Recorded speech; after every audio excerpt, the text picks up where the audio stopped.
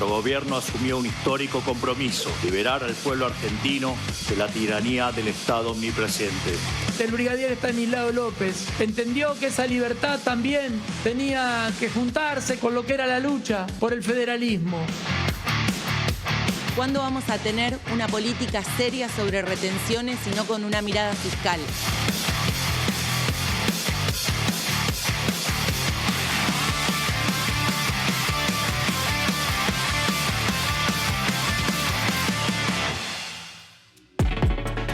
¿Cómo les va? Muy buenas noches. Esto es Tres Poderes, como todos los miércoles por Radio y Televisión Santafesina. Una jornada muy especial, pero nosotros vamos a concentrarnos hoy en poder analizar o en tratar de analizar lo que tiene que ver con la política nacional y provincial, como lo hacemos cada semana. Para bajar la tensión del Mundial un poquito. Bueno, claro. Bienvenida, Gabriela Albanesi. Qué lindo. ¿Se la extrañó? De vuelta. Sí, muy bien, Dani. Le mando un beso muy grande a Danisa, que la vi tan bien. Mirá que la próxima me pido una semana más. Nos acompañó Danisa Primo las últimas 2 semanas. Bueno, rápido a lo nuestro. Va a estar en estudio Gisela Scaglia.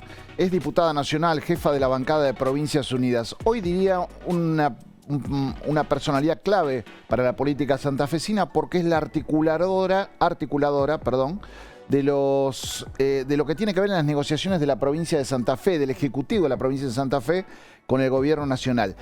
Que acaba de entrar, diría yo, o por lo menos esta es la expectativa, no lo diría con tanta certeza, pareciera que hay una oportunidad de que haya un relanzamiento, una revinculación entre provincia y nación, ahora que se fue Adorni, ahora que el gobierno nacional dice, bueno, está bien, esta etapa está cerrada, vamos a empezar a pensar en 2027, en la reelección de Milei, en los proyectos del Congreso de la Nación que están paralizados. Toda esa conversación tienen Gisela Scaglia por el lugar que ocupa, por haber sido la elegida por el gobernador Maximiliano Puyaro para estar sentada en una banca de la Cámara de Diputados, y ser la articuladora, tiene una protagonista central. De todas esas cosas vamos a estar hablando con ella hoy acá. Bueno, y Gisela Scaglia, además que siempre tuvo mucho vínculo con Diego Santilli, que además en los últimos días ya venía con muchas conversaciones con el gobierno provincial y en particular con el gobernador, pero que en las últimas horas se vio una foto de un encuentro privado. Puyaro no fue a la foto del 9 de julio en Tucumán, no estuvo en la asunción de Santilli, pero sí tuvo una reunión privada con él con algunos temas específicos. ¿Qué es lo que planteaban ahí? Bueno, empezar a resolver demandas que tenía la provincia de Santa Fe. Después los vamos a repasar, pero entre ellos, bueno, ¿qué pasa con lo que Nación le debe a la provincia? Una de las alternativas que planteaba Santa Fe era por recuperar esa deuda, por ejemplo, a través de planes habitacionales como el Procrear, que tienen muchísimas obras en la provincia que están a medio terminar o un poco menos de medio terminar, y puede ser una alternativa de eso y del déficit habitacional, además en la provincia de Santa Fe, pero además qué implica como medida política para las clases medias urbanas. Vamos a estar hablando con el secretario de Hábitat provincial, Lucas Crivelli, que está también en el estudio. Tema central de la política santafesina en los próximos 2 meses, lo venimos conversando ya en los Tres Poderes de semanas anteriores, la reforma electoral, mandato de la Constitución reformada del 2025, reordenar todo lo que tiene que ver con los procesos electorales. Probablemente termine teniendo la forma de un código electoral o algo por el estilo, pero hay mucho por discutir allí. 2 o 3 temas centrales que tienen que ver con los intereses concretos de las fuerzas políticas, de los frentes políticos, de los grupos políticos, porque estamos discutiendo pisos, cómo va a ser la boleta única y demás. Hoy, uno de los proyectos que de alguna manera se ha diferenciado de los mayoritarios, que es el del Frente Amplio, del FAS, del Frente Amplio por la Soberanía. Va a estar Carlos del Frade conversando con nosotros, contándonos, bueno, por qué las particularidades del proyecto que presenta la izquierda en la legislatura. Nos presentamos y cuando volvemos empezamos a desarrollar los temas de esta noche de Tres Poderes.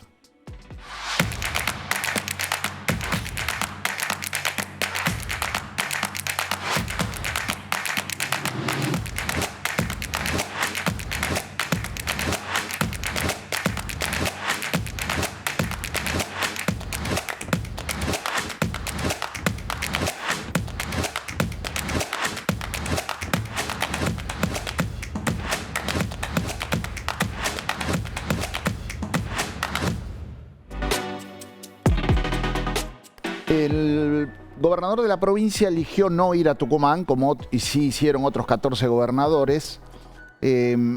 Pero ese mismo día estuvo reunido en la Casa Rosada con Diego Santilli, el flamante jefe de gabinete, que hacía una semana que había asumido. Tampoco había ido a la Asunción de Santilli, donde hubo una foto con... Donde hubo otros gobernadores que son más o menos los mismos que estuvieron después en la jefatura de gabinete. Y eso tiene una doble lectura, ¿no? Por un lado, el no estar en la foto de la Asunción de Santilli, no ir con Milei a la Casa de Tucumán en la previa del Día de la Independencia, es esta foto que estamos viendo, tiene que ver con que Puyaro no se siente un gobernador alineado con la Casa Rosada. Y tampoco es un gobernador que esté necesitado de cosas, porque varios de los que están ahí están por convicción, pero hay otros varios que están por necesidad. Los que no pueden pagar los sueldos, los que necesitan todos los meses de algún tipo de auxilio, o por lo menos de que la nación no le venga a exigir, no le ponga la soga al cuello exigiéndole el cobro de deudas que esas provincias tienen con nación. La foto anterior fue un intento de reeditarla del año pasado. Sí. Lo que pasa es que esta vez, claro, se genera una situación más tensa, si se quiere, en la foto, entre algo de necesidad y desconfianza también entre los gobernadores y el presidente Javier Milei. Mucho de lo que surgió en el famoso Pacto de Mayo, que se termina firmando el 9 de julio pasado, bueno, no se cumplió. Y me parece que esta foto un poco termina transmitiendo eso. Sí, y es la foto de relanzamiento del gobierno después de lo de Adorni. Es decir, bueno, con Adorni estuvieron 4 meses sosteniéndolo en el cargo. En el mientras tanto se paralizó el Congreso. Sí. El gobierno tiene una pila así de proyectos que tendrán distinta suerte, pero que no se discutían. El Congreso estaba paralizado porque Adorni fue y le mintió al Congreso. Entonces el Congreso, muchos de estos gobernadores decían, no, los votos de nuestros diputados, el senador, todavía no, veamos cómo se resuelve esta crisis política. Resuelto eso, que se resolvió con Adorni eyectado, ahora sí está la foto. Y el gobierno dice, bueno, che, esto es lo que tengo, con esto voy a dar las discusiones que quiero dar de ahora en adelante. Sí. Eso representa esta foto. Y Puyaro no quiso estar por ahí. ¿Pero qué quiere decir? Que Puyaro y los diputados de Santa Fe y los senadores que le responden a Puyaro no van a acompañar al gobierno nacional. Bueno, la historia reciente no está demostrando eso. Han votado la mayoría de los proyectos. Qué sé yo, no van a votar el proyecto de zona fría con el gas, el que elimina los subsidios, ¿no? Pero otros sí.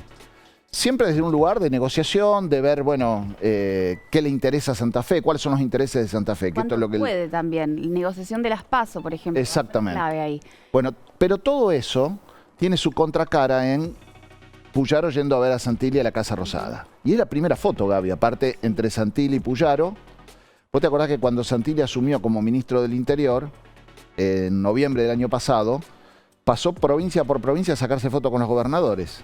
Acá no hubo foto. Y acá no hubo foto porque el gobernador le dijo, no, ¿para qué nos vamos a sentar si no me traes nada? Si vos no, demostrame que tenés poder para negociar las cosas que le interesan a Santa Fe, porque ya tuvimos a Guillermo Franco haciendo eso. Sí, venía, nos decía, nos poníamos todos de acuerdo, pero cuando iba a la Casa Rosada, Caputo le decía, no, esto no, esto no, esto no, Milei tampoco, Karina menos. Bueno, parece haber un giro mucho más pragmático, además del gobierno nacional, en la estrategia electoral. Exacto. La caída de Santilli en este lugar central, que es la jefatura de gabinete, tiene mucho que ver con eso. Recordemos que en las elecciones pasadas Karina Milei había dado la orden de hacer todo puro violeta y ahora están dispuestos a negociar con los gobernadores. Distintas estrategias, verán cómo eso va a ir decantando a medida que vayan corriendo los meses, pero lo cierto es que hay intenciones de empezar a generar alianzas y esto que decíamos al principio, también por necesidad, y me parece la foto muestra eso. Esta es la reunión Puyaro-Santilli, se hablaron de varias cosas. ¿Por qué hay foto? Bueno, porque hay un jefe de gabinete empoderado que tiene hoy la posibilidad de discutir algunas cuestiones. ¿Qué cosas discutieron? Caja de jubilaciones, tema número 1, que es lo que le interesa a Santa Fe, porque ahí hay un déficit que Nación no está cubriendo, hay un juicio de por medio en la Corte Suprema, pero hay una posibilidad de que Nación empiece a regularizar algunos pagos, digamos, sabiendo que el juicio en la Corte más temprano, más tarde, lo van a perder la Nación y va a tener que pagar. Bueno, hay una voluntad política de, si Santa Fe muestra su acompañamiento en la gobernabilidad, de poder aportar algunas cuestiones. Otro tema que se conversó es lo político que decías vos, que ya vamos a charlar mucho de eso con Gisela Scaglia. Y después se habló de esto de la posibilidad de transferir bienes del Estado a las provincias, particularmente en el caso de Santa Fe, que sería como una suerte de adelanto de esa deuda que se está discutiendo en la Corte Suprema. Ahora vuelvo sobre lo mismo, esto no es una novedad, lo habían pedido hace tiempo y recién ahora empieza a haber signos positivos de que eso puede llegar a ser una posibilidad concreta. Voluntad política.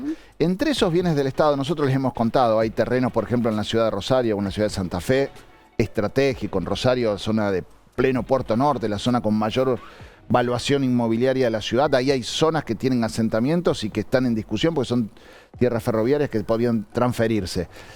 Y el otro es el tema de los edificios Procrear, de los complejos Procrear que han quedado a medio camino en la provincia, como decías vos, con muy bajo nivel de ejecución. Ahora vamos a hablar. Y por eso lo hemos invitado a Lucas el secretario de Vivienda y Hábitat, ¿no?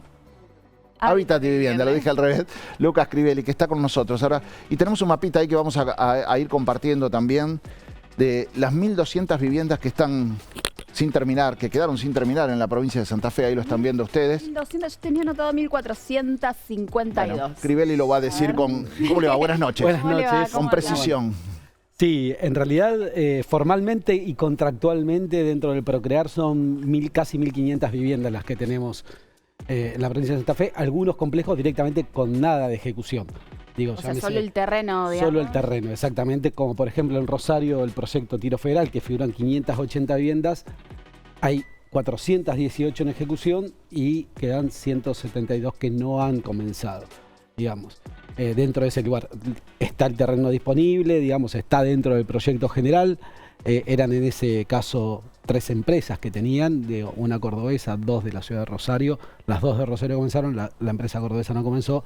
Pero bueno, la realidad es que la potencialidad del proyecto permite hoy la ejecución de 580 viviendas. Esas viviendas se paralizaron en 2023 y el gobierno, desde que asumió Milei, no se hizo absolutamente nada.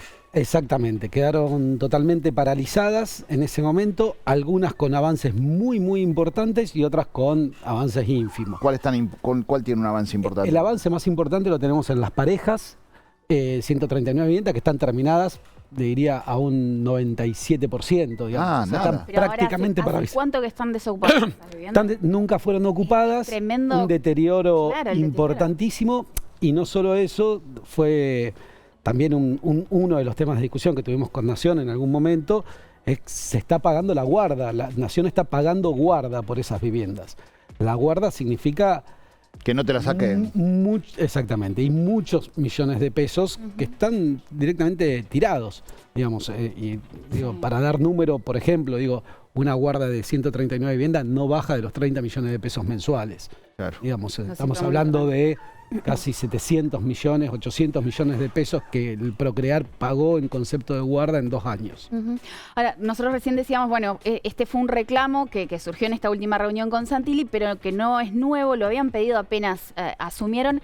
¿Qué pasó en el mientras tanto y qué pasó en esta última reunión? ¿Se convierte en una posibilidad concreta entonces de ese traspaso? Claro, ya no estamos en plano de reclamo, esto, ¿no? Claro. Estamos en plano, estamos avanzando en algo concreto. Estamos avanzando en algo concreto. Ustedes nombraban recientemente a Gisela Scaglia, digamos que es con quien más con quien yo articulo las gestiones a través de Nación. Nosotros desde el gobierno provincial, el gobernador en su momento cuando empezamos la gestión, nos pidió retomar todos los planes que tenían que ver con cuestiones nacionales. Estos Casa Propia, que vemos la foto de atrás, como también los Procrear. En octubre del 2024 hicimos una propuesta de compra de los Procrear, con recursos propios, obviamente con distintas características, que claramente no avanzó, digamos. No solo que no avanzó, sino que la hicimos ante una Secretaría de Desarrollo Urbano, Hábitat y Vivienda que tenía Nación, que fue a los 2 meses directamente desapareció del organigrama nacional. Se paralizó durante 1 año y en diciembre, finales de diciembre, primeros días de enero de este año, se retomaron las gestiones con el Procrear. Después toda la crisis esta de Adorni, digamos, volvió a poner una paralización. Y bueno, y a través con Gisela Scaglia, digamos, y otros referentes, se retomó las gestiones nuevamente recientemente. Siempre Nación puso como condición la firma del REOR, digamos, que es este convenio de compensación de deuda, digamos, y bueno, ya formalizado este proceso y la firma que el Ministerio de Economía llevó adelante con el Ministerio de Economía de Nación, se abre nuevamente la posibilidad, ya más en concreto, y bueno, esperamos esta vez sí con un final feliz, digamos, porque lo decían ustedes recién, digo, la demanda habitacional es inmensa en la provincia de Santa Fe y en la Argentina en general. Los nuevos datos que han salido de déficit habitacional están superando los 5.700.000 hogares. O sea, estamos hablando que es una cantidad totalmente impensada de poder cubrirse si no se tiene una política de largo plazo. Así que bueno, esperamos de esta manera, digamos, retomar. ¿Por qué la provincia se haría cargo de estos proyectos? ¿Cuál es el objetivo y con qué plata? Bueno, obviamente... Porque, digo, si usted está hablando de que hay, perdón, ¿no? Si hay complejo de vivienda que tiene un muy poco grado de avance, eso implica muchos recursos. ¿La provincia está en condiciones de hacer eso? Bueno, nosotros desde provincia hemos generado distintas herramientas que nos han permitido ir canalizando recursos. Digo, cuando la primera opción que teníamos, que nos encontramos con todas las viviendas paradas de casa propia, todas las viviendas paradas de Nación, cuando comenzó la gestión, el gobernador Maximiliano Puyaro lo primero que nos pidió es, che, bueno, esto hay que retomarlo, pero tengamos también nuestra propia política de vivienda y hábitat, porque la realidad es que nosotros tenemos una gestión y queríamos enfocar la política hacia un lado. Entonces, en paralelo, mientras íbamos retomando estas obras de casa propia, que sí eran responsabilidad de provincia, más allá que los fondos tendrían que haber sido nacionales, fuimos generando un programa como Nido, que es un programa de créditos hipotecarios, que la verdad que funcionó muy bien, que nos asociamos al sector financiero, en ese caso fue con el Banco Municipal de Rosario, en el cual hicimos un aporte de capital y ese capital se multiplicó por 8 y hoy los créditos hipotecarios Nido son una realidad y una forma de acceso. De esta manera, digamos, también estamos trabajando sobre un esquema de fideicomisos en los cuales poder incorporar este capital que la provincia estaría adquiriendo, porque en definitiva lo vamos a estar pagando porque se va a detraer de la deuda que Nación tiene con provincia, digamos. Entonces este capital fideicomitido en la búsqueda de socios y obviamente también con aportes del gobierno provincial estaríamos tratando de llevar adelante, priorizando en función de los niveles de avance que tiene cada uno, digamos. Pero es un esquema, la verdad que sumamos al sector privado dentro de estos proyectos porque no es la típica vivienda social que se ejecuta, digamos, desde la Dirección de Vivienda, sino que son proyectos que claramente pueden tener un apalancamiento financiero a través del nuevo Banco de Santa Fe, a través de otros bancos y a través... ¿Me deja ser de abogado del diablo un minuto en esto? La provincia va a terminar adquiriendo y pagando, como dice usted, detrayendo deuda, algo que no era propio y además va a poner plata encima. Es lo que uno en la vida privada no haría nunca, eso. ¿Se entiende? Porque le pasa que el Estado no es la vida privada. Sí, exactamente, entiendo el tema. Tenemos un problemón tremendo que es un presidente que dice, un gobierno nacional que dice, yo no voy a hacer nada con esto, que se caigan las viviendas, no me importa. Y la provincia dice, bueno, yo lo asumo. Ahora, digo, la negociación, esto de que va a ser, de que de alguna manera va a comprar esto la provincia, va a pagar por algo que Nación está abandonando, ¿no? Va a pagar, obviamente, por algo que Nación está abandonando, por una deformación educativa, digamos. Me tiro siempre a analizar los proyectos, yo estudié economía, digamos, o sea, los proyectos privados se analizan con la TIR y los proyectos públicos se analizan con el valor actual neto, digamos. O sea, entonces, en ese esquema, digamos, en ese análisis, claramente para la provincia de Santa Fe, lo que implica generar soluciones habitacionales por un lado, digamos. Estamos hablando de que tenemos más de 200.000 hogares que no son propietarios en la provincia de Santa Fe. Generar empleo, una situación en la cual el empleo va a estar decayendo. Paralelamente, la provincia de Santa Fe está teniendo un enorme plan de obra pública, pero también muy encaminado en función de los Juegos Suramericanos, que van a estar ejecutándose en el mes de septiembre, con lo cual las obras de los Juegos Suramericanos van a estar ya en un proceso de haber sido finalizadas. No solo que permiten, digamos, un sostenimiento de la inversión, sino que también van a necesitar un sostenimiento de la actividad económica en términos de la obra pública, digamos. Entonces, quizás poder empalmar estos dos procesos sirve. Y por otro lado, en general, lo que la provincia va a terminar pagando por los Procrear, no es lo que efectivamente la Nación pagó a las constructoras, sino que se hace un proceso de tasación. Los procesos de tasación, particularmente por cómo está formalizado, digamos, en Nación, que lo hace la Junta Nacional de Tasaciones, digamos, tiene un sistema que la verdad que, ya mirándolo desde el punto de vista más privado, es bastante beneficioso, porque tiene una gran retracción por depreciación. Yo he ido a revisar prácticamente todos los Procrear que tenemos en la provincia para ver el estado real y cuál es la inversión real que falta. Y claramente sobre los montos que Nación ha tasado esos inmuebles estaría haciendo un negocio, que es un negocio en términos va a terminar siendo para la gente, porque cuanto menos valgan esos departamentos, claramente. a mejor valor se van a poder comercializar. Económicos. Retomo esto que vos planteabas recién de la obra pública en la provincia de Santa Fe, ha sido uno de los ejes de esta gestión, pero estamos hablando en general de obra pública de gran magnitud, muy orientada a la producción. ¿Puede haber ahora un viraje, si se quiere, a planes habitacionales o pensar en viviendas ya como una política pública con otro volumen de desarrollo? Yo, en lo personal, creo que sí. Claramente, el gobernador ya lo ha dicho en algunos actos y en algunas reuniones que he tenido particularmente con él, en generar una estructuración que nos permita, digamos, en un futuro ir hacia la obra asociada a vivienda, porque es una de las mayores demandas que se está teniendo. La producción ya fue cubierta con un gran plan de infraestructura vial, fundamentalmente, y él plantea, digamos, ya estar empezando a trabajar más sobre las ciudades con distintos ejes de trabajo, uno que es la vivienda, claramente, otro es el hábitat, digamos, y las necesidades de intervención. Lo venimos planteando, digamos, en estos términos. De todos modos, la provincia pasó de tener, al inicio de la gestión, 600 viviendas ejecutándose con recursos propios, digamos, en diciembre, que más allá que estaban paralizadas, en diciembre de 2023, digamos, hoy tenemos un plan de ejecución de vivienda que está superando las 2.200 viviendas, digamos. O sea, y esto implica, prácticamente son 4.500 puestos de trabajo directo. Entonces, creo que vamos, o sea, cuando hay un gobierno que planifica las distintas ejecuciones, fue primero la producción, y ahora en esta instancia seguramente vamos por la vivienda, que aparte es mucho más demandante en términos de recurso humano para la ejecución de obra pública. Los creo detalles. Los detalles, sí. Prácticamente una vivienda demanda de manera directa entre 2,5 y 3 operarios, digamos, se considera. Y de manera indirecta suma un operario y medio más, digamos. Entonces, estamos hablando de que cada vivienda que ejecuta la provincia de Santa Fe, estamos trabajando sobre casi 5 familias que viven de ese proceso. Claramente, si logramos que 1.500 viviendas vuelvan a estar en ejecución, van a ser casi 6.000 familias. ¿Ha cambiado la idea de cómo el Estado tiene que afrontar el tema de hábitat? Digo, no sé, a ver, recuerdo, me voy bastante para atrás, gobierno de Jorge Obey, 2003-2007. Recuerdo que un objetivo central de obra pública en ese momento era: vamos a construir 20.000 viviendas en los 4 años. Y bueno, y se construían o se apuntaba a hacer los famosos barrios de vivienda tipo Fonavi, que nosotros conocemos, le decimos Fonavi, no sé si era así o no, pero bueno, ese tipo de vivienda. ¿Hoy se sigue trabajando, el Estado sigue trabajando en esas líneas o se aborda de distintas maneras, con otro tipo de proyectos?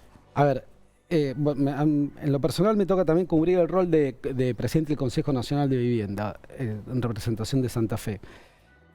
Claramente no todas las provincias trabajan sobre los mismos esquemas, digamos. Algunas siguen con esa metodología de la ejecución de vivienda directamente por el Estado. Masiva hasta determinado punto. Digo, la realidad es que todo indica que si después de que se creó el Fonavi en el año 72, 40 años después, estamos con 5 millones de viviendas en déficit habitacional, claramente no es una política que haya resuelto. Digo, y el sector privado por su cuenta tampoco. Digamos, la gran falencia que tiene el sistema de acceso a la vivienda en Argentina no está ni en el Estado ni en la ejecución de las empresas, está en el sector financiero, en el cual las familias que tienen capacidad de pago no acceden al crédito hipotecario. Digo, ese es el gran problema. El Estado debería ocuparse de los sectores de mayor vulnerabilidad que están exentos del sistema financiero. Entonces, en provincia de Santa Fe, por lo menos, trabajamos sobre tener una política que estructure los tres ejes.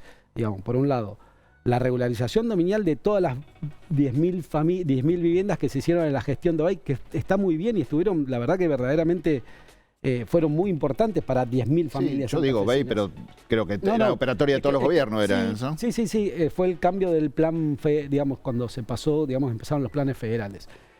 Trabajamos en una política de créditos hipotecarios, apalancando o viendo de qué manera nos asociamos al sector financiero para que los sectores medios puedan acceder a su vivienda con créditos hipotecarios, que fue uno de los temas también charlados con el gobernador, y en paralelo también la ejecución de vivienda propia por parte del Estado. Digo, es un pool de herramientas porque si no, con una sola no vamos a llegar. Y hay la del crédito hipotecario es doblemente importante. Es doblemente importante, primero porque todos los índices demográficos están indicando que la población no va creciendo de la manera que se está creciendo. Entonces, ejecutar viviendas hoy va a significar que en el futuro haya viviendas vacantes. Entonces, esas cuestiones creo que si un gobierno planifica en serio, tiene que tenerlo en cuenta. Y en segunda instancia, hoy el valor del metro cuadrado de construcción ejecutado está más económico que el de valor del metro cuadrado de obra de ejecución. Digamos, lo ya ejecutado en Rosario, por ejemplo, un valor del metro cuadrado promedio está en $1.200 con suelo incluido, y hoy ejecutar un metro cuadrado de construcción en Rosario sale $1.800 más suelo. Entonces, digo, con una buena política de créditos hipotecarios que permite a la familia acceder y adquirir la vivienda que ya está ejecutada, que está vacante, que está vacía, porque la realidad es que se está vendiendo es porque está vacía, digo, como herramienta de política habitacional es muy loable y muchas veces... Económicamente es más rentable para el Estado. Es más rentable para el Estado. Y aparte, insisto, nosotros con el Banco Municipal de Rosario capitalizamos con 8.000 millones de pesos. 8.000 millones de pesos significan 100 viviendas, menos. O sea, y se dieron crédito por 60.000. Ya llevamos entregado, casi 930 créditos hipotecarios y tenemos en ejecución, digamos, vamos a llegar a los 1.100. O sea, multiplicamos lo que hubiéramos hecho 100 viviendas en 1.100 soluciones habitacionales. O sea, entonces, si uno va buscando los nexos correspondientes, digamos, pueden colaborar y trabajar, digamos, es importante, digamos, en ese sentido. ¿Cómo están pensando tu cargo secretario de Hábitat y Vivienda, y digo esto, ¿cómo están pensando las ciudades? Porque todos estos barrios nuevos, estas obras nuevas, tienen que tener, bueno, asignados también una serie de servicios para que se conviertan en viviendas de calidad. Fue uno de los grandes problemas también que tuvo el Procrear, que en su momento hubo casi una construcción en lugares donde o no estaban habilitados o no tenían servicio. Fue descontrolado eso. ¿Cómo lo están pensando ustedes? Bueno, la planificación estratégica de las ciudades, en primera instancia, corresponde fundamentalmente a la propia ciudad. Digamos, hoy es una potestad que tiene la ciudad en qué zona habilita. Después, obviamente, como decías vos, hay cuestiones de infraestructura que la verdad que viene muy retrasado, digamos, aunque recientemente se haya comunicado, digamos, un gran plan de obras de infraestructura en agua y energía eléctrica para Rosario, digamos. La infraestructura urbana viene muy atrasada, digamos, en la Argentina en general y en las ciudades santafesinas en particular, que ha limitado. Nosotros trabajamos con cada una de las ciudades en las cuales vamos a ejecutar. Donde ya están los complejos ejecutados o en ejecución, la realidad es que no queda otra que llegar con las herramientas de infraestructura necesaria y apalancarlo. Después, convivir con áreas metropolitanas y empezar a tener un desarrollo de áreas metropolitanas nos parece fundamental, digamos, porque ha pasado... y lo vuelvo a poner como ejemplo a Rosario, digo, Rosario con una muy buena planificación de ciudad, la realidad es que al ser potestades locales se terminaron trasladando los barrios abiertos o barrios cerrados al área metropolitana, digamos. Entonces terminó, por ejemplo, ciudades como Roldán con 10.000 lotes generados, una ciudad que tenía en su momento 6.000 habitantes, generó 10.000 lotes. Rosario expulsó 10.000 familias a Roldán, colapsaron los sistemas de ingreso de Rosario por esas vías, porque la gente seguía viviendo en Rosario, claro, formalmente, los hijos trabajaban, los chicos de la escuela. La ciudad de dormitorio. Entonces, claro. Exactamente, digo, o sea, está bien, la gente era la única oportunidad que tenía de conseguir ese suelo con infraestructura. Bueno, para nosotros la planificación urbana es fundamental, digamos. Entendemos que muchas veces no es potestad de la provincia, pero bueno, acompañamos todo ese proceso y siempre condicionamos los proyectos nuestros. Sí, porque aparte hay otro problema, nos quedamos sin tiempo y es para otra nota, ¿no? Pero sí, en todo caso, una referencia. Hay otro problema que es en las grandes, Santa Fe también, Rosario, fundamentalmente el tema de los asentamientos irregulares, ¿no? Donde, bueno, ahí hay un problema fenomenal, que hay una política ahí orientada a ver cómo, o de mayor escala, digo, yo sé que se están haciendo cosas en algunos barrios, hay intervenciones, pero en algún momento Santa Fe puede pensar en una intervención en mayor escala junto con los municipios para resolver problemas que vienen de décadas y décadas. Bueno, a ver, yo traigo un poco la experiencia de lo que fue el ABRE en su momento en la gestión fundamentalmente de Miguel Lipchi, digamos, que alcanzó un grado muy importante. Y me parece, digo, dentro de nuestra política estructural que nos planteó el gobernador para tener como política de largo plazo, claramente uno de los ejes es el trabajo con los asentamientos. Es muchísimo más difícil, muchísimo, pero muchísimo más difícil que trabajar no hay que construir casa sobre la ejecución de las viviendas, digamos. O sea, la ejecución de la vivienda tiene un proceso parecido al de la obra pública, más allá que después termina muy asociado, digamos, a las personas. El de trabajo en asentamiento es inmensamente más complicado, digamos. Hay actores territoriales con los cuales trabajar. Uno de los proyectos más importantes que tenemos, bueno, aquí en la ciudad de Santa Fe, fue el barrio San Lorenzo. O sea, nosotros se priorizó trabajar sobre aquellos que tenían mayores grados de dificultades en términos de violencia, que también fue, digamos, la política general apenas se asumió la gestión. Que ordenó todo, claro. Digamos, que ordenó todo, y a partir de ahí, hoy por hoy, permitiría, digamos, ya empezar a pensar y ampliarnos a otros barrios. En la ciudad de Rosario, de vuelta, muchas veces uno recurre, este problema lo tenemos más que nada en las dos ciudades centrales, digamos. Rosario ya empezó con un plan de pacificación muy importante, donde abarca 5 grandes barrios, con una inversión, digamos, entre municipio y provincia, que va a superar los 65.000 millones de pesos, y que estamos trabajando en conjunto, y está comenzando en estos días, claramente con la intención de darle mucho más volumen, digamos, a los proyectos puntuales que vos mencionabas, que ya tenemos en ejecución. San Lorenzo en Santa Fe, Estela Maris, Remanso Valerio y Heliotropo en Rosario. Gribeli, gracias, es muy amable. No, por favor, muchas gracias a ustedes. Bueno, buenas noches, secretario de Hábitat y Viviendas. ¿Lo dije bien o lo dije al revés de nuevo? No, perfecto. Hábitat y Viviendas. Viste como Sí. al final aprendo. Bueno, Gaby, contanos un poco qué es este proyecto del que se está hablando, que Milei quiere impulsar, que es que el Banco Central de la República Argentina solo sirva para cuidar el valor de la moneda, que no emita más dinero. Sí. Y esto de la posibilidad de que cuando se acaba el presupuesto se cierre el Estado. ¿Cómo es esto? Bueno, a ver, vamos a hablar del famoso shutdown. Es una política que lleva adelante Estados Unidos. Perdón, ¿qué quiere decir shutdown en Apagón, inglés? es un apagón. Se cierra el Estado. Atención con esto porque no refiere a áreas hipersensibles. Seguridad nacional, por ejemplo, se sostiene, controles aéreos se sostienen, pero sí es un apagón del resto de las oficinas del Estado. Imagínate que un día dan las 0001 a la noche, a la madrugada, y al otro día hay muchísima gente, empleados públicos, que se quedan sin poder ir a la oficina a trabajar, sin cobrar el salario, y un montón de servicios que incluyen, no sé, se me ocurre desde la apertura de parques nacionales, museos, a oficinas donde uno puede gestionar cualquier tipo de trámite nacional, se apagan de un momento al otro. Esto es un sistema, insistimos con esto, en Estados Unidos se aplica.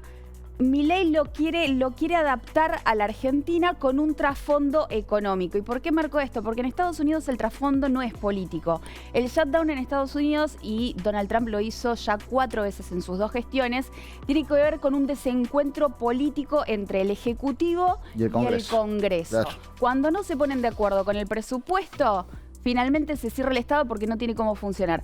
Bueno, Javier Milei, con la reforma del Banco Central, lo que quiere hacer al reformar la Carta Orgánica es que el Banco Central quede menos a disposición, mucho menos a disposición del Ejecutivo, que solo se remita a cuidar el valor de la moneda y no a financiar el tesoro del Estado, que después muchas veces el Ejecutivo, y esto ha sucedido desde hace décadas, lo utilizaba para poder financiar todo lo que necesitaba cuando no tenía recursos. ¿Cuándo no tenía recursos? Bueno, cuando no tenía presupuesto. Entonces, ¿qué dice Javier Milei ahora?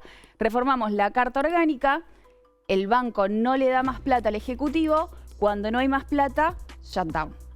Se apaga la pericia. Un blindaje total sería... Un blindaje al superávit fiscal. Quiere hacer un blindaje legal al superávit Esto es aparte una inspiración ideológica, así, muy propia de la ideología que predica Milei. Hay muchísimas alternativas en Europa, en América Latina, de cómo proteger el superávit fiscal sin llegar a esta instancia, que además es muy dramática en muchos aspectos, y que además Donald Trump la ha utilizado justamente para poder achicar el Estado también. Ha modificado estructuras del Estado a partir de un shutdown. Cuando vos decís la ha utilizado, ¿es una decisión del Ejecutivo o es al no haber acuerdo automáticamente se apaga todo? Es al no haber acuerdo.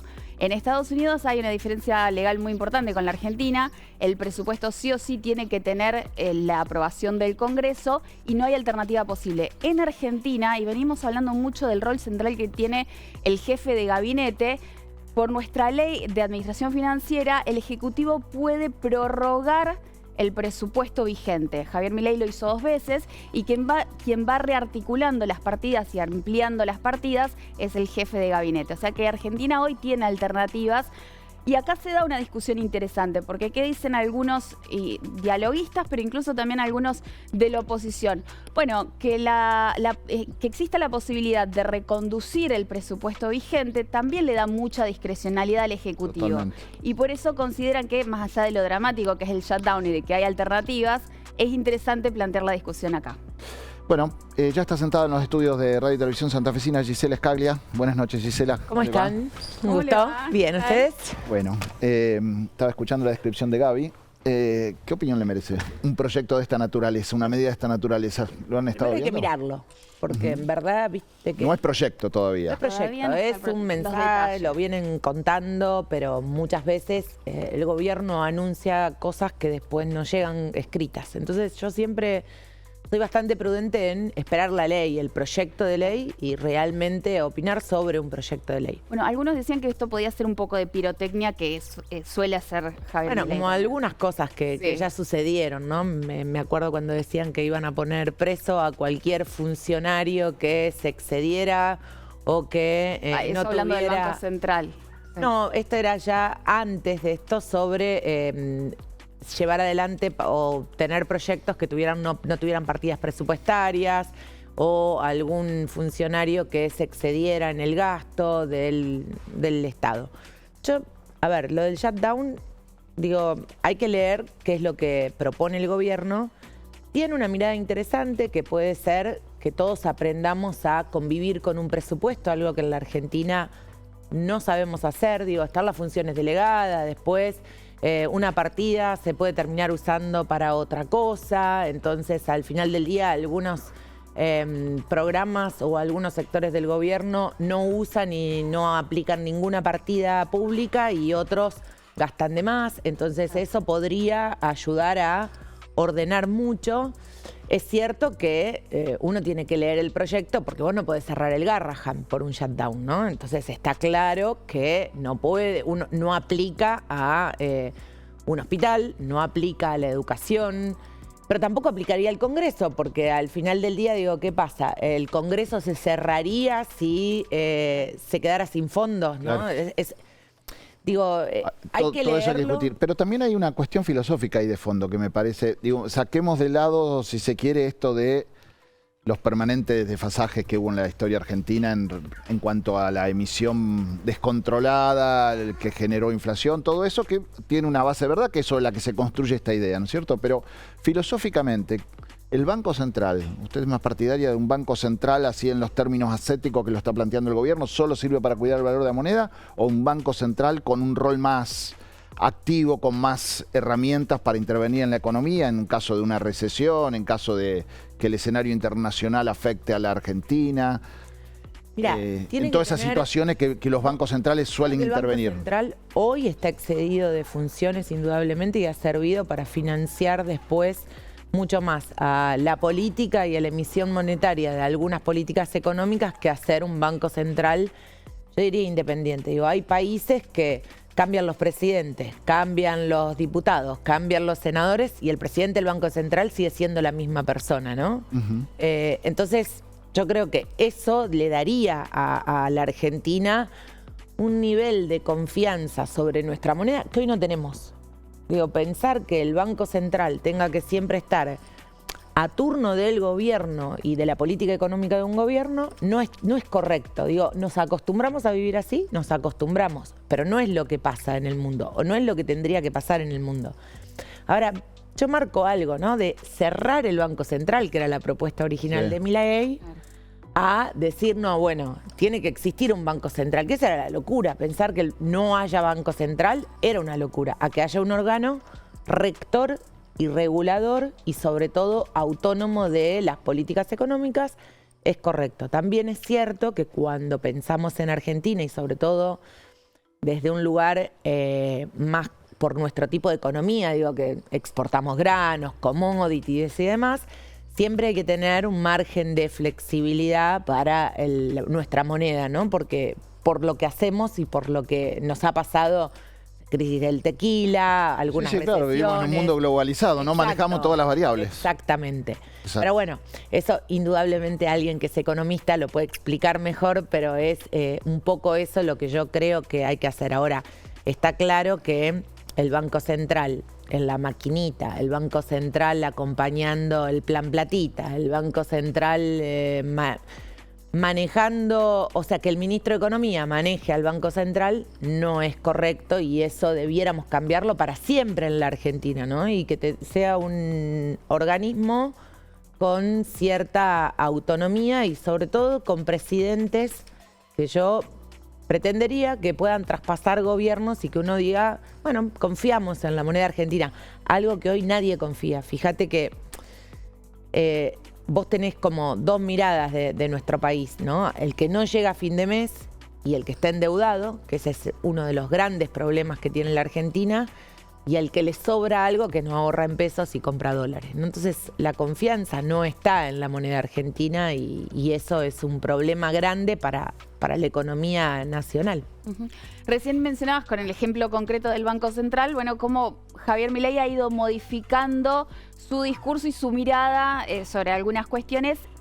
¿Cuánto de esto hay en la incorporación de Diego Santilli? Lo tuvimos recién a Lucas Cribile, que contó y mencionó varias veces que vos tenés muchísimo vínculo con él y has sido un poco quien motorizó el vínculo de la provincia con Nación. ¿Hay un viraje ahora? Yo creo que, como todos, entró con determinadas expectativas y cometiendo muchos errores. Y creo que con una mirada de que la política solo es mala y que la política es algo que hay que destruir y que al Estado hay que destruirlo. Y me parece que hoy hay una mirada diferente, o al menos los funcionarios que tienen el gobierno tienen una mirada diferente de lo que hay que hacer con el Estado. Al Estado hay que corregirlo, al Estado hay que hacerlo más eficiente, pero el Estado no tiene que desaparecer porque es el que regla nuestra vida constantemente, digo. Entonces, yo creo que Diego Santilli es una persona que tiende puentes y que construye, ¿no? Que no destruye y no es un destructor del Estado. Es un cambio, obviamente que es un cambio. Digo, cambió el perfil. ¿Qué va a pasar? Y si lo va a poder hacer, ya es otro tema. Pero sí creo que cambia radicalmente el tipo de persona que ponen a cambio de en la jefatura de gabinete, que es un poco el tablero de control del gobierno. Bueno, pero Guillermo Francos tenía más o menos ese perfil también, ¿no? En algún punto, pero no tenía, pero no estaba empoderado. No tenía tanta capacidad probablemente desde la cuestión más política, ¿no? Guillermo... De articular... ¿Pero por una cuestión de perfiles o de empoderamiento? No, porque creo que venía un poco, tampoco quiero hablar de un gobierno que no es el mío, pero sí creo que venía un poco en la era de estás para destruir. Y me parece que estamos ahora en otra etapa del gobierno nacional que es vamos a construir algo. Y espero que así sea, o por lo menos es mi mirada optimista de este momento. Vamos a lo concreto de Santa Fe. Eso para Santa Fe alimenta expectativas de que algunas cosas van a cambiar en el relacionamiento con Nación. Ya cambiaron. Y yo creo que... ¿En qué cambiaron? Bueno, en que nos podemos sentar a una mesa, que podemos ir a hablar de los temas que tiene la provincia, que vamos a tener el traspaso de una ruta que veníamos reclamando hace mucho tiempo, como es la 012. Lo está dando como algo seguro que va a ocurrir. Sí, va a ocurrir. Va a ocurrir. Y eso es importante, ¿no? Entonces, yo creo que estamos en camino de que algunas cosas que eran importantes para la provincia empiecen a pasar. Nos sentamos y tenemos al menos un plan de pago con ANSES y un diálogo sobre cómo se va evaluando. Se tiene que ir, el gobierno nacional tiene que evaluar año tras año los años que no nos pagaron y hacer una simulación, digo, una mirada de, bueno, creemos, o sea, que el Estado Nacional nos diga, para nosotros les debemos esto y ustedes nos deben esto y sentarnos en esa mesa. Eso no pasaba, de una auditoría sobre esto y que el Estado Nacional nos diga, para nosotros la deuda es esta, Santa Fe dirá cuánto es para Santa Fe, pero entramos en una mesa de diálogo que durante 2 años no sucedía. Y eso me parece que es positivo para la provincia. Después, uno se sienta en una mesa de discusión y puede aceptar o no aceptar lo que el gobierno nacional nos diga. pero creo que estamos mucho mejor en términos de diálogo que hace unos meses atrás. Bueno, parece haber una mirada mucho más pragmática ahora en el gobierno nacional en esta necesidad de dialogar y de llegar a acuerdos con los gobernadores. Pero se vienen discusiones muy concretas que son un poco la contrapartida de esto que vos planteabas recién. En el Congreso le va a tocar participar de la discusión de la eliminación o no de las PASO. Y después en negociaciones políticas, bueno, con la posibilidad también de generar o alianzas o listas colectoras. ¿Cómo se posiciona ante estas cuestiones? La ley electoral que el gobierno tiene presentada, esa ya la tiene presentada, esa ya la leímos todos. En ningún lado habla de suspender las PASO, sino que habla de derogar las PASO, o sea, habla de eliminarlas. Y eso todos ya hemos dicho, no estamos para eliminar las PASO. O sea, yo digo, esta es mi mirada más personal, yo las corregiría las PASO y las haría no obligatorias. O sea, la gente tiene que decidir y optar si quiere ir a votar o no quiere ir a votar, pero tenemos que tener una herramienta para definir candidaturas al interior de los partidos políticos. Lo que no podés hacer es obligarle a la gente a que vaya a hacerlo. La gente tiene que ir por su propia... Las PAS quedarían. Claro. Las PAS, mira qué lindo. Te quedó bien. Pero bueno, eso fue una parte de un diálogo que alguna vez hubo. Entiendo que no están los números para poder corregir el sistema, pero tampoco están los números para derogarlo. A mí me dolería mucho que no podamos tratar la ley electoral que propone el Poder Ejecutivo, porque adentro de esa ley electoral está ficha limpia. Entonces, si dejamos de lado, digo, si no hay modificaciones a la ley que aprobó el Ejecutivo, probablemente lo que termine pasando es una ley de suspensión de pasos, que sería una ley aparte, no está en el articulado que mandaron, y no tengamos la posibilidad una vez por todas en Argentina de tener ficha limpia, que está así en ese proyecto. Además hay que corregirle otras cosas que ya son más puntuales, de la reforma más política, pero me parece que lo de ficha limpia, todos tenemos que hacer el esfuerzo para que en Argentina haya ficha limpia. Sobre suspenderlas o no suspenderlas, yo todavía no tengo una posición tomada, lo charlaremos cuando llegue el momento, pero no hay una presentación del Poder Ejecutivo a eso. La presentación hoy que hay en el Congreso es derogarlo, y en eso abiertamente digo, yo no las derogo, las cambiaría. ¿El Congreso va a terminar definiendo en función del escenario electoral de 2027? O sea, ¿lo van a votar a favor a quienes les conviene un poco más que haya paso y la van a defender a aquellos que las necesitan con más, que les resultan imprescindibles para resolver sus internas? Ya, yo creo que el escenario 2027 es un escenario difícil para la Argentina por el contexto en el que nos toca a todos atravesar. Es un momento de mucha dificultad del país, donde probablemente la responsabilidad de todos nosotros es qué queremos construir para adelante en nuestro país y con qué nos sentimos interpelados, ¿no? Yo lo que digo es, al menos desde mi posición y en lo nacional estoy hablando, es yo nunca volvería para atrás. Yo nunca pensaría en darle más herramientas a aquellos que destrozaron a la Argentina, y trataría de ser muy cautelosa en el momento de hacer una reforma política para que esos tipos no vuelvan y no vuelvan nunca más. Ahora, el kirchnerismo. El kirchnerismo, claro. El peronismo, digamos, en general. El kirchnerismo. No, el peronismo no. Hay peronistas que son muy respetables y que hacen muy buenos trabajos. Bueno, pero digo, Sergio Massa no es kirchnerista. Bueno, fue ministro de Alberto, qué sé yo. Bueno, sí, podríamos decir que fue una alianza. Sí. Digo, no está identificado con el kirchnerismo.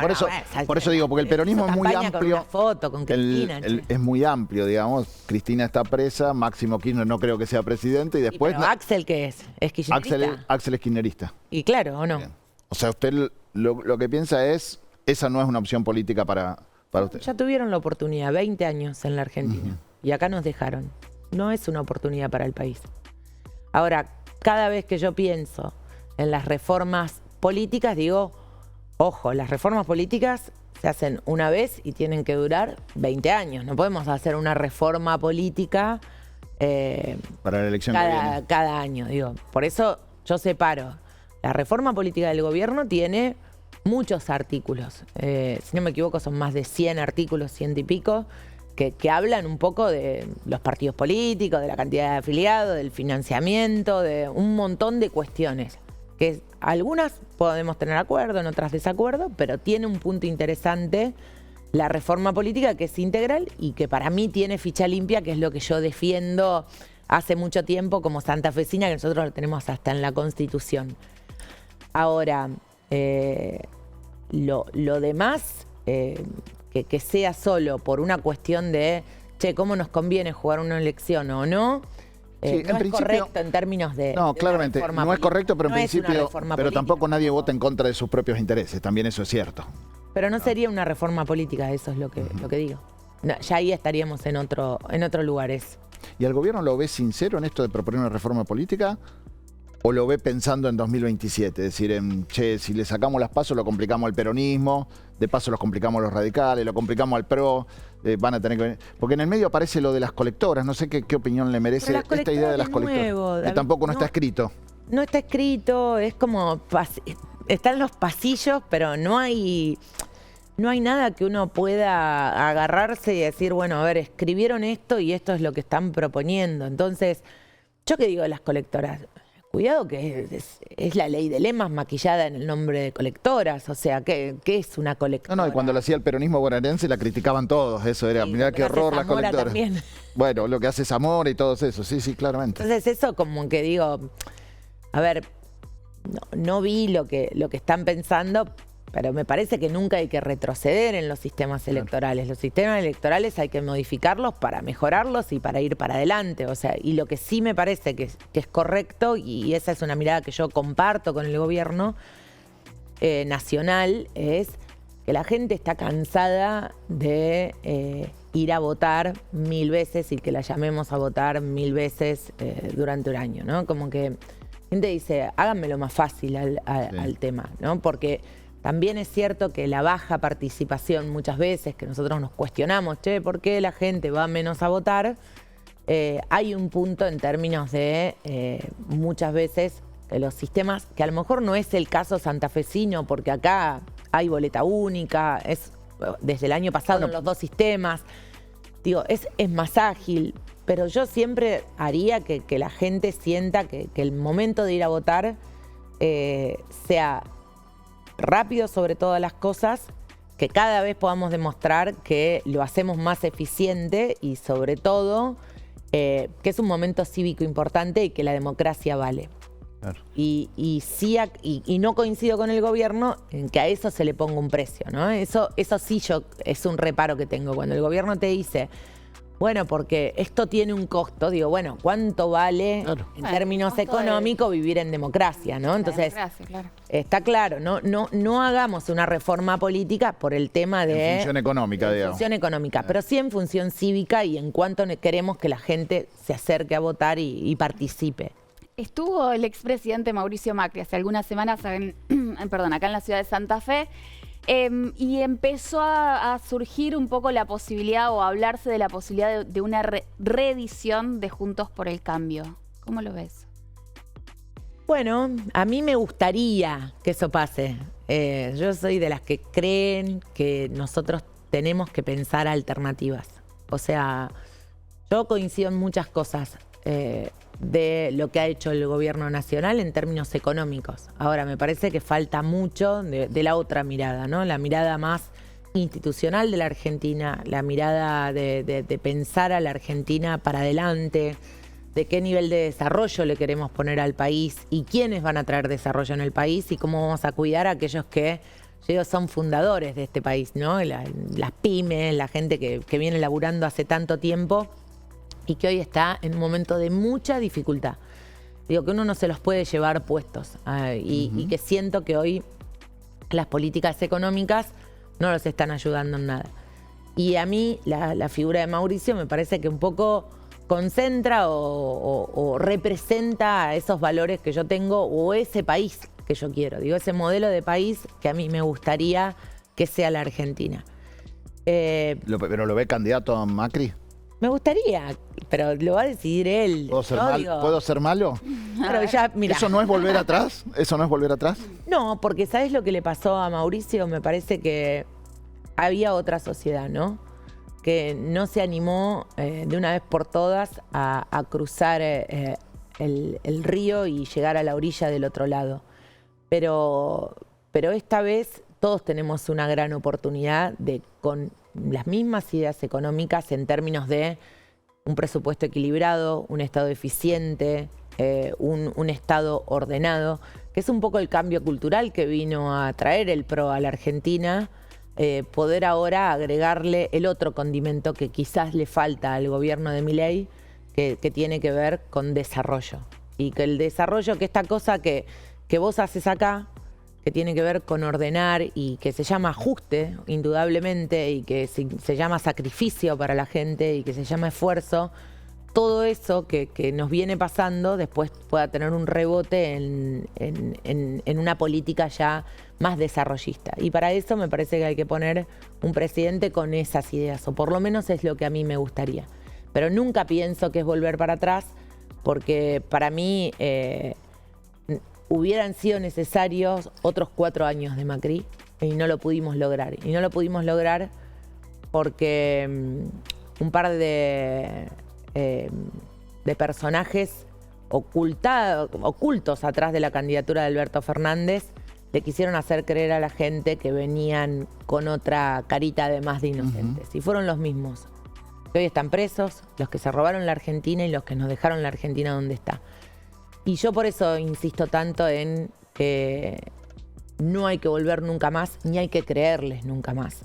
Ahora, en ese camino, creo que todos tenemos que pensar o cuidar lo que logramos hasta acá, defender lo que logramos, porque no se trata de la política, se trata del esfuerzo de mucha gente que apostó a ese cambio en nuestro país, pero le pondría hoy otra cara. Estamos medio ajustados de tiempo, pero te quería consultar por la provincia de Santa Fe. Hoy le toca tener un rol central en el Congreso desde Provincias Unidas, pero ¿le gustaría reeditar la fórmula para la gobernación para el 2027? Esa no te voy a contestar yo, pero...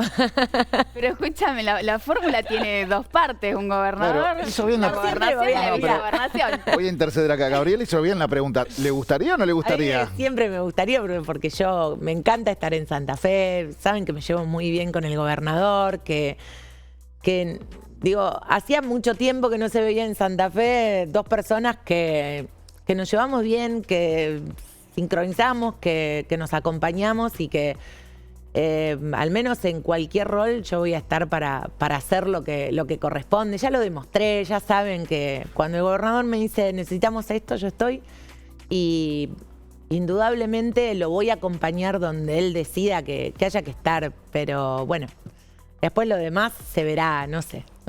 Falta todavía. Gisela, gracias. Un gusto Gracias. como siempre, poder conversar Muchas de gracias. política con usted.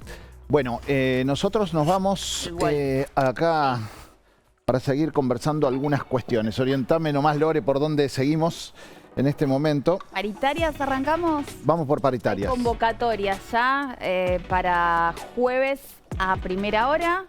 ATE y UPCN van a Casa Gris y jueves al mediodía 13:30 están convocados los sindicatos que nuclean a los docentes de gestión pública y privada en la provincia de Santa Fe. Bueno, ahí tenemos la foto. El gobierno está planteando que se viene un aumento, que está dispuesto a discutir un aumento, una actualización salarial en términos de acompañamiento de la inflación.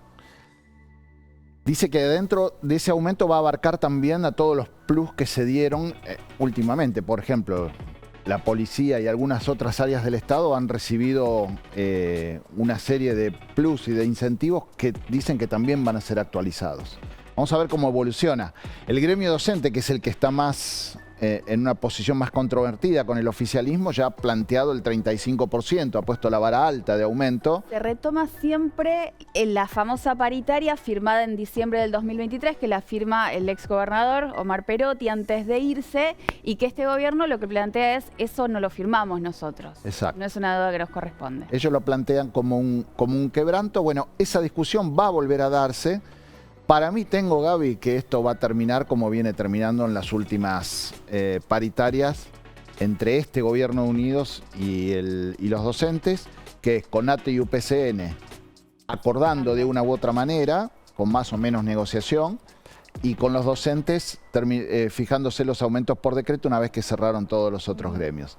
Porque también ahí hay dificultades dentro de ANSAFE mismo, digamos, para consensuar cuál es el nivel de aumento, cuál es la posición de la demanda intermedia, ¿no? Frente a los planteos que hace el Ejecutivo. Por eso, insisto, la mayoría de los gremios terminan acordando y los docentes por lo general se quedan con su discurso, con sus demandas en porcentajes muy altos y el Ejecutivo termina resolviendo con un decreto y ahí se acaba la discusión. Entonces suele terminar pasando esto. Uno se queda con el discurso y el otro se queda con, bueno, resolviendo las cuestiones por un decreto y con, de alguna manera, tranquilidad que la mayoría de los gremios legitimaron la política salarial que se estuvo negociando.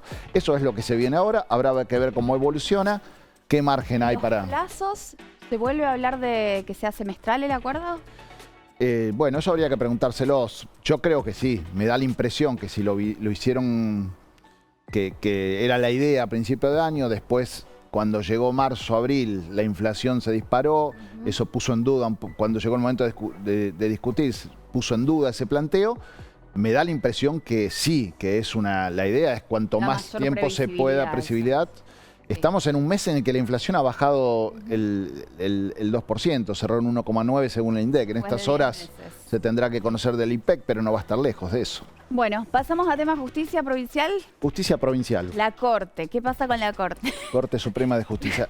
Estos son los dos hombres, venimos contando mucho la historia, son los dos hombres de la Corte Suprema sobre los que están puestos todos los focos ahora. Son Rafael los únicos dos. Gutiérrez, hoy presidente de la Corte, Roberto Falistocco, el decano, es el que más años hace que está en la Corte. Exactamente. Bueno, el foco está puesto en cuándo se van estos dos hombres, que son de la vieja Corte, los que tienen más de 75 años y que ya dijeron nos vamos a fin de año, pero como que resulta un poco inquietante eso de nos vamos a fin de año.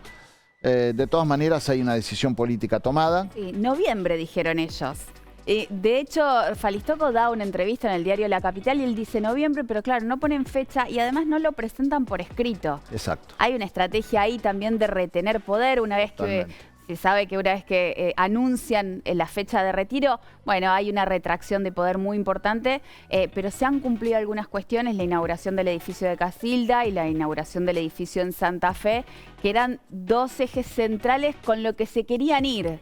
Sí, fundamentalmente Rafael Gutiérrez, claro, ¿no? Aparecieron conflictos, sin ninguna duda, perdón, pero claramente hay las condiciones que pidió Gutiérrez a fin del año pasado para presidir la Corte este año y retirarse, se cumplieron. Se fueron cumpliendo, se están cumpliendo, digamos, de alguna manera. O sea, para el Ejecutivo la fecha límite es el 30 de noviembre. ¿Qué significa eso? Que según lo que explican en la Casa Gris, ese día, si no están las dos renuncias presentadas, el gobernador abre el cajón de su escritorio, donde están redactados. Están redactados los decretos de cese en el cargo que se habían redactado en diciembre cuando no había acuerdo.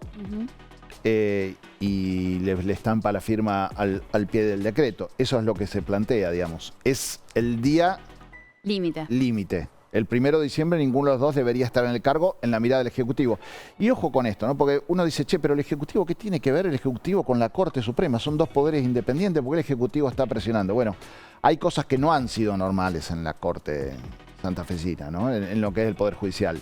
Por empezar, porque tenemos jueces que superaron los 75 años, que es un límite que impuso la Constitución Nacional hace tiempo, que después lo ratificó una ley provincial, que lo ratificó la Constitución Provincial. Ya se fueron los otros ministros. Digo, y me freno en esto de la Constitución Provincial, con todo el acuerdo que significó la Convención Reformadora, digo, hay un Eso es muy importante. Político clarísimo a que los jueces después de los 75 se tienen que ir. Pero la misma ley de reforma del Poder Judicial, que ya impuso antes que la Constitución lo de los 75 años como límite en sintonía con la Constitución Nacional, también fue votado por los sectores del peronismo que impulsaron a estos dos hombres.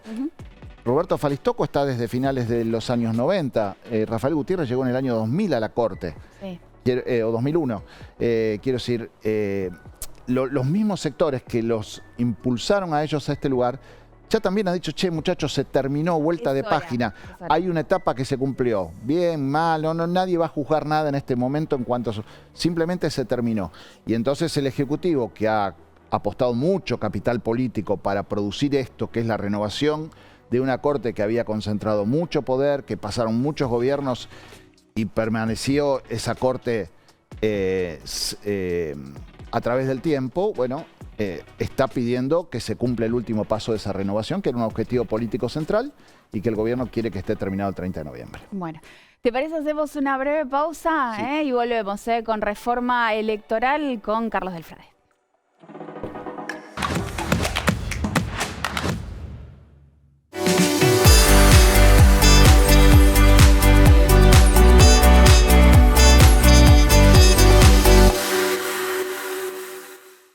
Estas vacaciones de invierno tienen una aventura asegurada. Martín vive con su abuela en las sierras y la ayuda vendiendo plantas. Un paseo en bicicleta termina con un descubrimiento que cambiará sus días. ¿Qué están haciendo? Dale, vengan acá. Ya lo vi, El Cactus, una tierna historia protagonizada y filmada por alumnos y padres de la comunidad educativa de Unquillo, Córdoba. Con la producción de la Fundación Josefina Validerrizo. De lunes a jueves a las 17 en RTS, Televisión Santafesina. Es una noche más en esta gran ciudad. Después de la medianoche, la pantalla de RTS sigue encendida. Pero esta noche sola no vas a quedar. Lo que pasó durante el día vuelve a estar acá. Vamos con un bomba. Una semana marcada por el rock. Estoy tan loco. Para que no te pierdas de nada. Como cada cierre de jornada, Reviví lo mejor que pasó en la pantalla de RTS. Cada miércoles y domingo hay una nueva oportunidad de ser millonario. Desde las 21:15 seguí en vivo los sorteos del Kini 6 en directo desde Lotería de Santa Fe. Vivilos por la pantalla de RTS Medios o en nuestro canal de YouTube. La suerte está en RTS. Las llaves en el bolsillo, la botella en la mochi y en tu celu, la app de RTS Medios. Ahora podés llevarnos con vos a donde vayas. Porque en la app de RTS Medios tenés todos nuestros contenidos. Los que te informan y los que te entretienen. Actualizados al momento y divididos por secciones. Podés seguirnos en vivo o mirarnos más tarde. Además, disfruta de nuestras mejores notas y recibí notificaciones de las que te interesan. Y como vamos con vos, tenés el clima actualizado estés donde estés. Busca RTS Medios en el Play Store, descarga la app y listo. RTS Medios, con vos a todas partes. afuera cae la noche y en tu pantalla encontrás la compañía para terminar el día.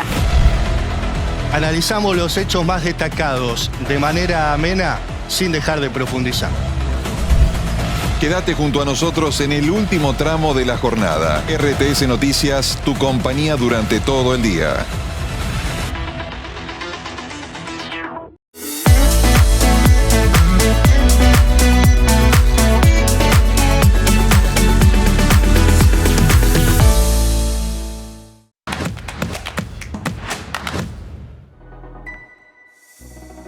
Vamos a conversar con Carlos Del Frade, diputado provincial, Frente Amplio por la Soberanía. Es uno de los sectores de la política santafesina con representación legislativa que ha presentado proyecto que se mete de lleno en la discusión por la reforma electoral que se viene en la provincia de Santa Fe. Carlos, buenas noches, ¿cómo te va? ¿Cómo le va, Carlos? ¿Cómo les va? Buenas noches. Es un gustazo saludarlos a los dos. Bien. Bueno, Carlos, ¿qué diferencia el proyecto que presenta el Frente Amplio por la Soberanía de los que han presentado las dos versiones del peronismo, el de la Unión Cívica Radical y el del Partido Socialista? ¿Cuál es la marca que le impone la mirada del Frente Amplio por la Soberanía? La marca con la que iniciamos el tránsito de la política institucional, David, con Pino Solana, ya por el 2007, nosotros decíamos una de las 5 causas que teníamos Proyecto Sur era democratizar la democracia. Y en democratizar la democracia, claramente lo que queremos es ampliar la participación y que verdaderamente todas las voces, como dice la publicidad oficial de la Cámara de Diputados y Diputadas de la provincia de Santa Fe, todas las voces resuelven en serio en la legislatura, así que como hemos presentado ya 3 proyectos de ley para derogar el piso proscriptivo, esta es la primera diferencia. Nosotros no ponemos un piso, nosotros decimos, se hizo una constitución de la provincia en donde la proporcionalidad está por encima de la gobernabilidad, se habla del sistema DON, vayamos a una legislativa generales sin piso, y mucho menos del padrón, porque el padrón solamente existe hoy en la provincia de Jujuy, no tiene nada que ver a cómo se eligen la gente que va a votar. Desde allí hay que empezar a contar los votos, no de la gente del padrón. Y además algo que para nosotros es prioritario, que es la financiación de la política en campañas electorales. Nosotros prohibimos que haya aportes de personas jurídicas, de empresas grandes, como era el caso de Vicentín, que jamás me voy a olvidar cuando Sergio Nardelli nos recibió a los integrantes de la comisión de Vicentín, que dijo: los conozco a todos ustedes, salvo a él, por mí, en donde siempre nos pidieron plata para la campaña. Eso fue realmente impactante, y lo cierto es que hay que hablar de financiamiento de la política, porque mientras no se hable de eso, la política va a terminar haciendo esto: una clase más chiquitita, con muchos pisos, y además esta cuestión de subordinarse siempre al poder económico. Así que para nosotros la cuestión de la reforma electoral no es solamente discutir cómo se vota, sino qué van a representar los votos. ¿Quién va a decir lo que hoy nosotros decimos si no vamos a estar nosotros? Así que esa es la cuestión, y por eso metimos este proyecto. Carlos, uno de los argumentos por la cuestión de los pisos tiene que ver con evitar que se sigan presentando partidos o sellos de goma, como se los conoce. ¿Qué opina al respecto? Y que los sellos de goma, en todo caso, habrá que denunciarlo, pero nosotros trabajamos mucho, Gaby. Así que me parece que estamos lejos de ser sellos de goma. No lo digo por el FAS.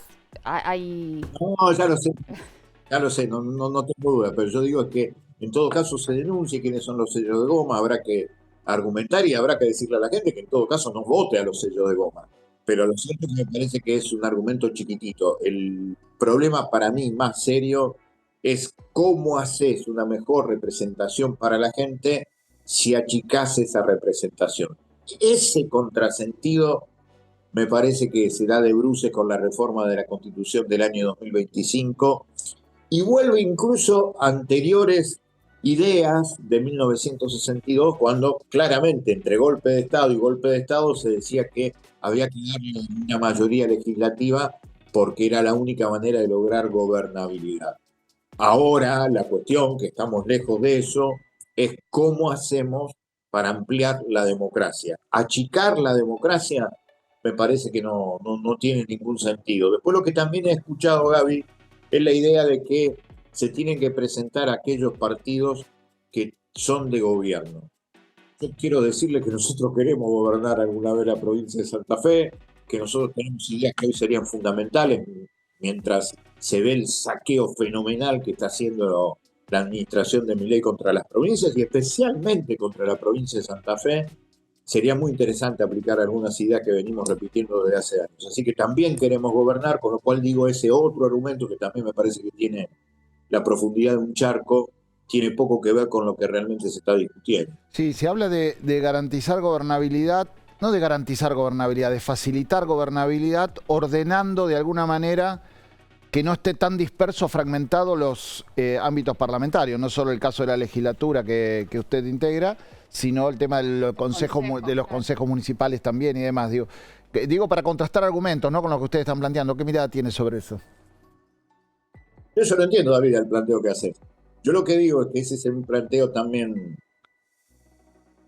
muy escuálido, porque vos tenés que ponerte a pensar qué pasa con las minorías, porque con esa idea entonces que las minorías no voten, y al revés, si venimos con la vieja idea de que este tiene que ser un mundo donde quepan todos los mundos, también me parece que lo más democrático es darle las voces a todas las distintas maneras de pensar la política que existen y que actúan en la provincia de Santa Fe, en la Argentina y en el planeta, en definitiva. A mí me parece que una democracia sin minorías, David, lo que termina siendo es una democracia más chiquitita, y con una democracia más chiquitita vamos a tener más una democracia formal y vamos a ir encaminándonos, lamentablemente, a modelos autoritarios.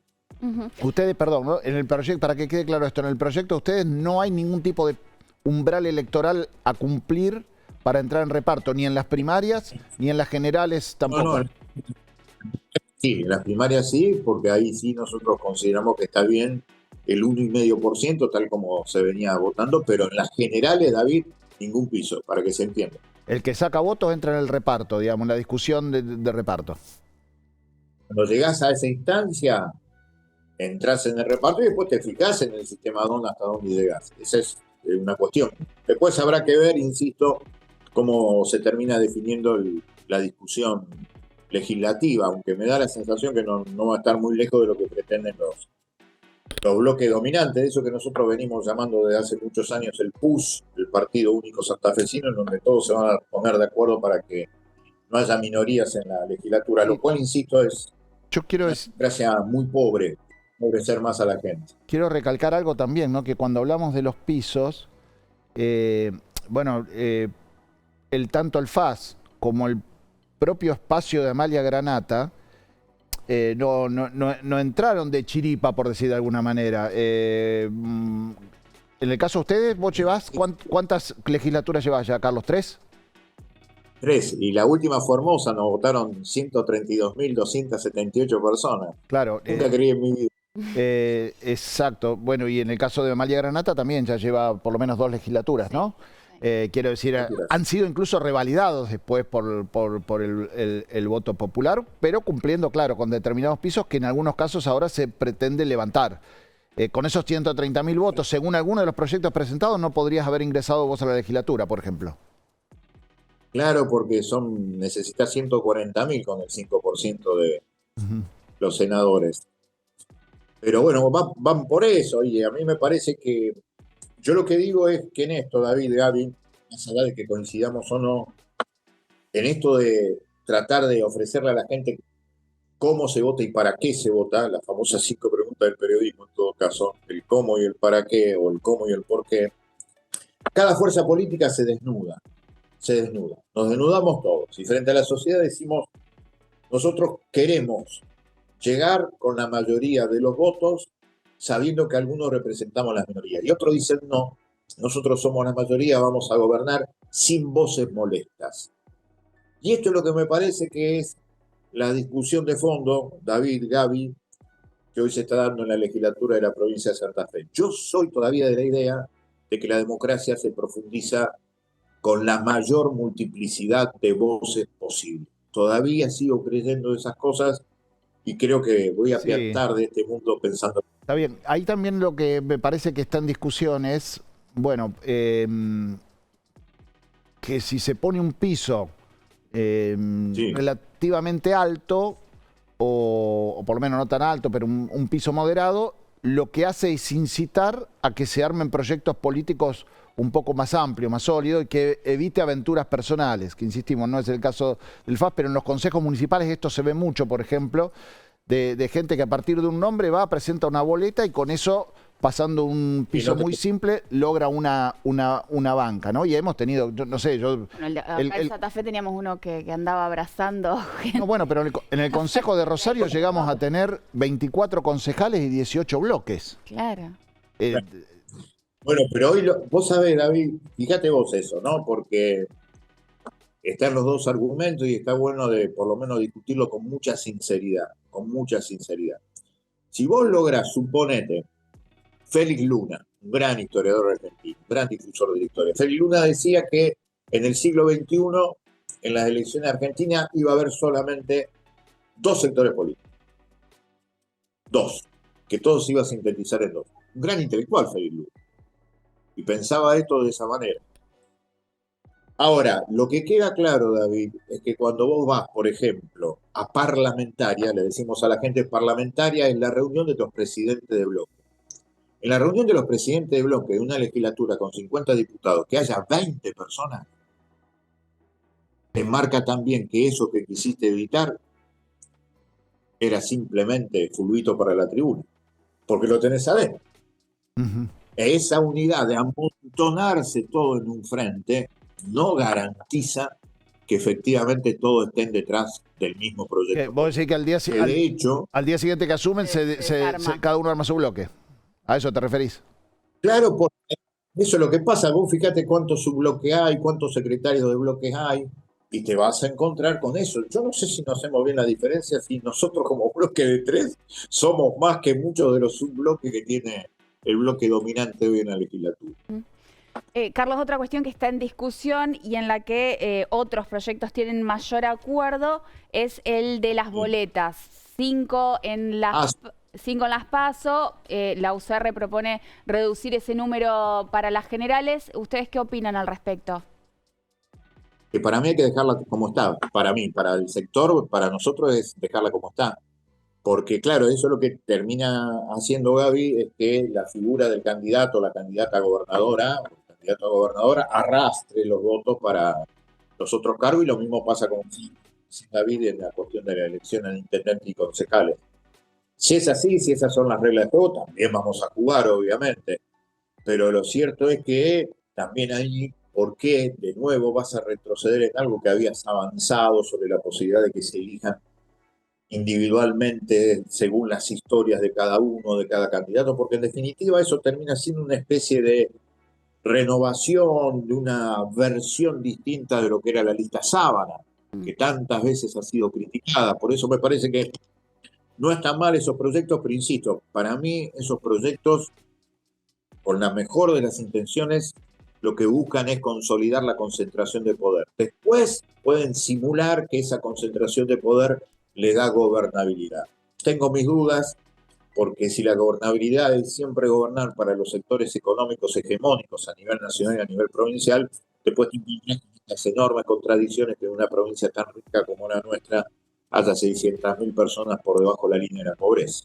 Lo último, y vos sobrevolaste el tema recién, y es algo que comparten los otros proyectos que ya tienen estado parlamentario y afectaría a situaciones como la que se viene presentando en las elecciones el FAS, porque se pasaría a obligar que aquel que quiera participar en una categoría legislativa tenga que sí o sí presentar cargo ejecutivo, ya sea para gobernador o para intendente. Ustedes en las últimas elecciones, en las elecciones que venís participando, lo han sido siempre para cargos legislativos. Recién dijiste algo, si esas son las reglas, vamos a jugar. Dijiste, ¿eso significa que podría ser candidato a gobernador? Sí, Gaby, te doy la primicia a vos si querés. Voy a ser candidato a gobernador. Si esas son las reglas de juego, sí, voy a ser candidato a gobernador. Claramente. ¿Qué mirada tenés sobre ese punto, Carlos? O el FAS, ¿qué mirada tienen? ¿Qué mirada tienen? No, digo esto, lo que te decía antes, a mí me parece que si eso era una especie de reedición de la boleta Sábana. A mí me parece que ese es un retroceso. Yo lo que creo que cada categoría puede ofrecer mujeres y hombres con mucha capacidad, o no tanta, por lo que se ve, en donde después cada una de las posibilidades electorales a la gente le queda claro. Vamos a elegir esta lista de diputados porque... Pero es como que son dos aspectos distintos. Una cosa es lo del efecto arrastre de vincular las dos boletas y otra es la obligación de que aquel que quiera competir para un cargo legislativo sí o sí tenga que tener un candidato a gobernador. No, eso lo van a decir los partidos mayoritarios, David. Nosotros ahí vamos a ser aplastados por las mayorías. Pero no estás de acuerdo con eso, digamos. Vos quisieras mantener esto, la posibilidad de solo presentarse para una categoría. Antes, 5 categorías deberían ser independientes, porque habíamos avanzado hacia esa idea.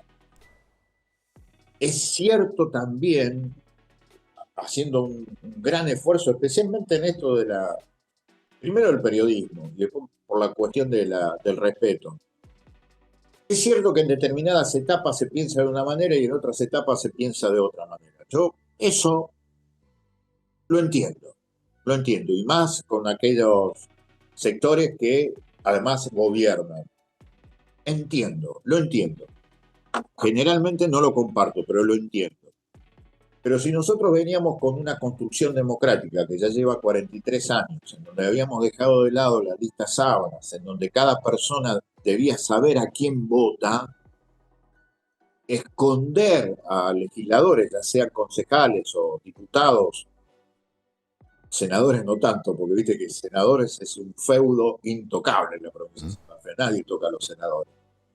Pero en este caso, a mí me parece que es un retroceso, David, porque volvés a parapetarte en la imagen de un gobernador, suponete, Puyaro, tiene una imagen muy importante, la cuestión de la seguridad le da un cimiento fuerte, ¿no es cierto? Bueno, todos los que vayan con Puyaro van a ir tranquilos. Casi te diría que van a jugar a media máquina, para decirlo en términos futboleros. Ahora, Yo lo que digo como ciudadano, en todo caso, a mí me gustaría saber cómo va a estar compuesta esa lista de diputadas y diputados. Yo tengo derecho a saber.